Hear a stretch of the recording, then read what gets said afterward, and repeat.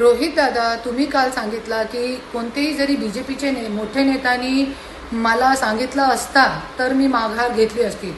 BJP कोई माझी मालिक नाही आहे आणि लोकशाही वाचवण्यासाठी क्योंकि मला 5 तारखेला माहीत पडलं की काँग्रेसने जे पर्चा टाकलेला आहे ते माघार घेणार आहे.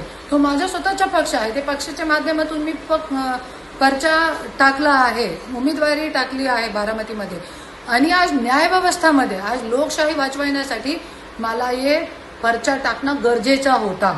आणि तुम्ही बघू शकता की आज महाराष्ट्रामध्ये न्यायव्यवस्थेची काय अवस्था आहे.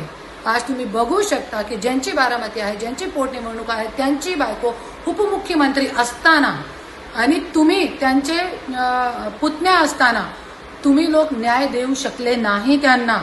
आणि आज FIR सुद्धा होऊ शकली नाही, होत नाही. महाराष्ट्रामध्ये कर्नाटकमध्ये FIR होऊ शकते अजितदादाची, घातपात होता की अपघात होता या गोष्टीसाठी, पण महाराष्ट्रामध्ये उपमुख्यमंत्री त्यांची बायको आहे, तरी पण सुनेत्रा वहिनी आहे, तरी पण आज FIR होऊ शकत नाही. तर हे महाराष्ट्रामध्ये न्यायव्यवस्था कुठे गेलेली आहे आणि त्या न्यायव्यवस्थेचे मान राखण्यासाठी आणि त्या न्यायव्यवस्थामध्ये जाण्यासाठी आणि कुठेतरी माझ्यासारखे लोक जरी गेले न्यायव्यवस्थामध्ये तो कुठेतरी हे न्यायव्यवस्था वाचू शकते.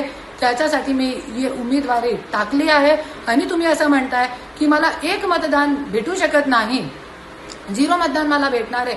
तर तुमची माहितीसाठी स्वराज्य शक्ती सेनेच्या माध्यमातून बारामतीमध्ये उमेदवार होता नगर अध्यक्षासाठी 488 मतदान त्यांना भेटले होते. आणि मला जे बारामतीची जनताने जरी मला संधी दिली तो हे संधीचा सोना करून मी अजितदादाला